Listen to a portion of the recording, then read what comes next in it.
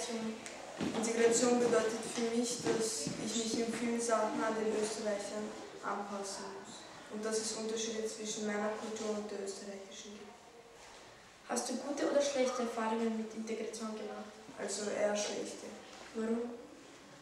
Also es passiert öfter in der U-Bahn oder im Bus zum Beispiel, dass ich mich neben einer älteren Österreicherin oder Österreicher setze und dass sie dann einfach aufstehen und lieber stehen, als neben mir zu sitzen.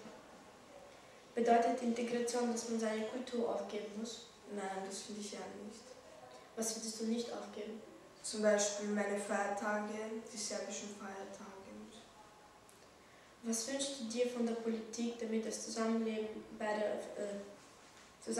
der verschiedenen Kulturen besser funktioniert?